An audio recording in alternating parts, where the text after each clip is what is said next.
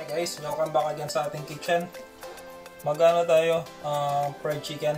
Meron akong ano dito, manok. Kakaibang fried chicken naman. So, let's do it.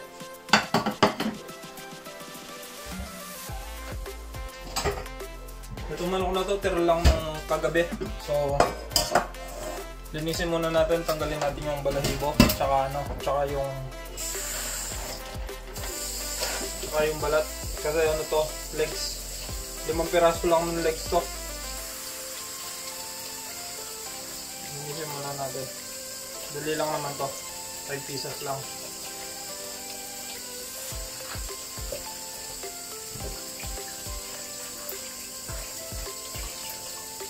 Ano, yun na. Hugasan na kagad. Gawa na tayong ano. I-boil muna natin. Gawa tayo nung pang-boil natin. So, yung piraso lang ito. Saglit lang.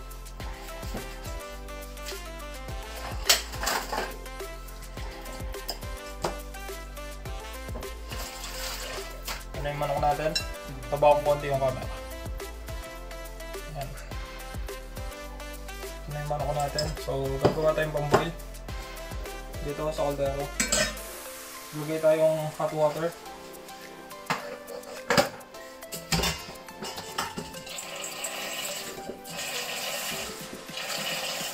Hot water na gagamitin ko para mabilis lang.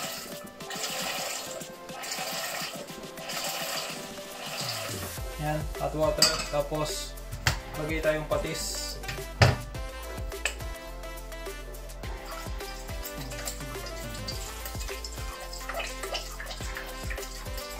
Lagyan natin yung lahat ng pampalasa. Patis, salt,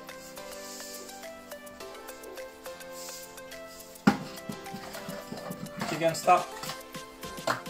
Lagyan tayo yung chicken stock, chicken cube or broth cube. Tapos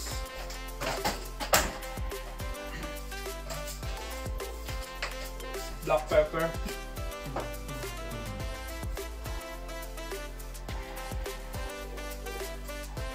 tapos lemon,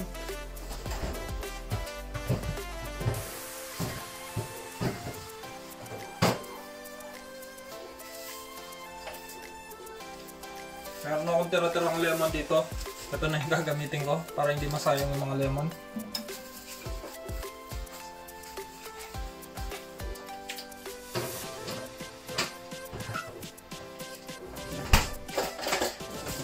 Lang naman kailangan ko, so yung mga tira-tira na lang.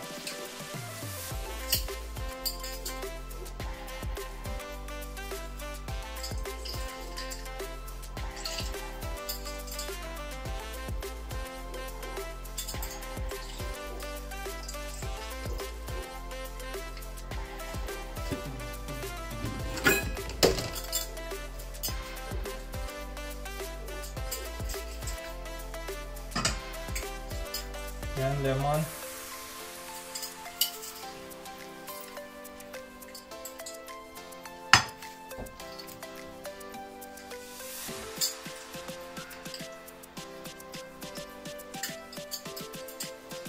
Yan, may lemon na. Tapos, lagyan natin ng laurel or bay leaves. Lagyan natin bay leaves.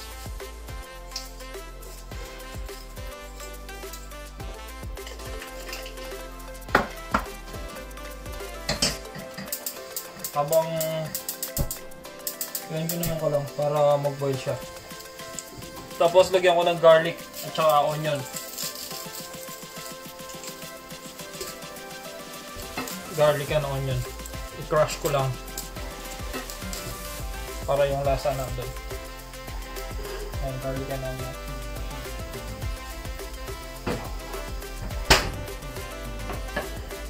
Crush natin.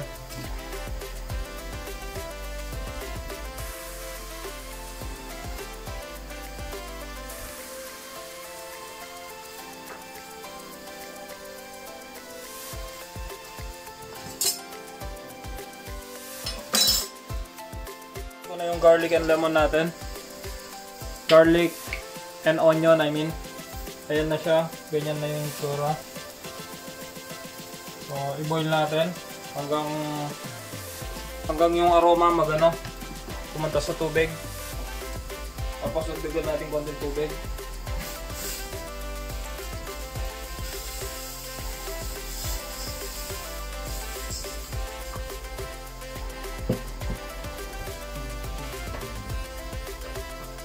Then, takpan natin. Kailangan natin takpan. Ayan, takpan muna natin.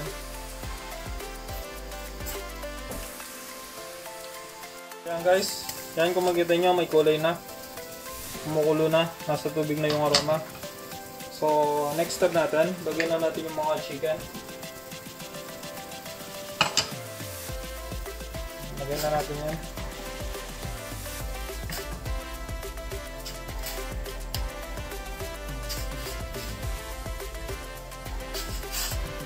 Tapos takpan natin hanggang mag-boil ulit. So yun, nailagay na natin yung manok at saka yung onion at saka garlic. And then ngayon tinimer ko nasa nasa 10 minutes na. 10 minutes na yun. So patayin na natin yung kalang. Ito papakita ko sa inyo.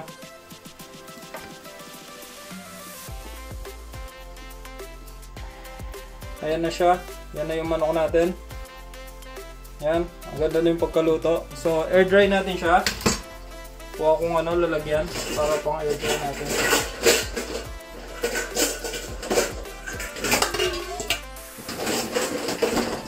Yan. Lagay natin siya dito. Lagay natin dito yung mga manok. Okay na siya, oh. Wala nang dugo sa loob. Yan. Yan siya.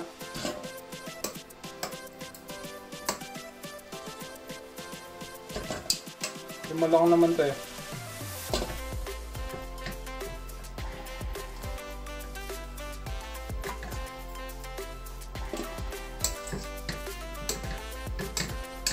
Ano? Yan na siya. Yan na yung manok natin. So air dry natin to. Palamigin natin, tapos mamaya perituin natin. So yan, naglagay na ako ng oil. Tapos ito na yung chicken natin na pipirituin. So hintayin lang natin na uminit yung oil. And then pirituin na natin. So yan po, mainit na po yung mantika natin mga mama sir, yan. Uy. So careful lang po kayo sa paglagay. Yan, makikita nyo. So, nagagalit yung mantika na lagyan ng konting tubig, di ba? So, careful lang po kayo sa paglagay.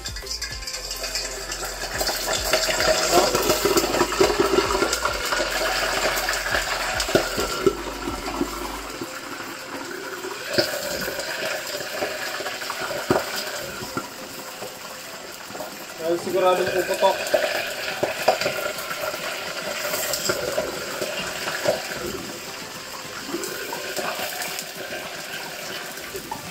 Ito nyo, galit na galit ang mantika. Pumuputok.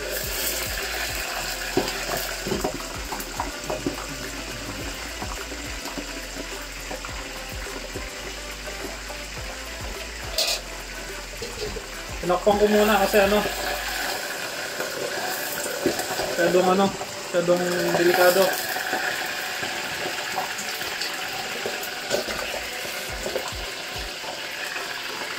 Medyo okay na. Mag-countdown na.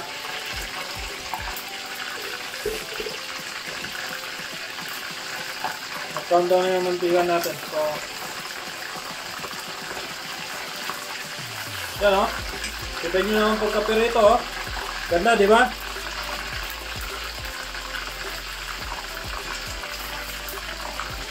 Madali ang luto lang po to.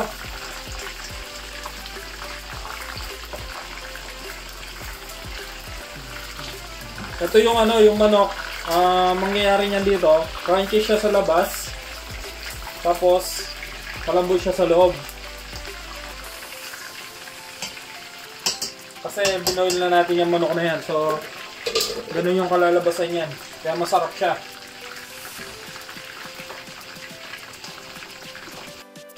Yan po.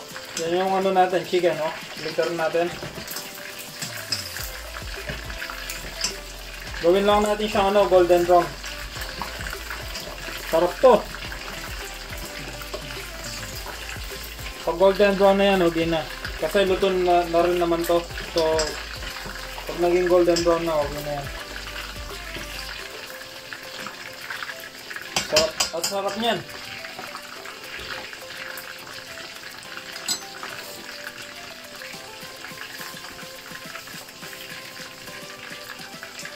Buwan na tayong lalagyan para ilagyan na natin.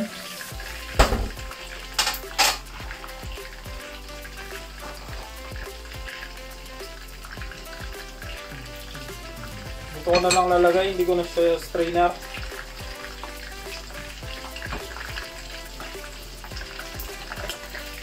Kasi ayoko rin naman ma-overcook. Kita nyo, yan.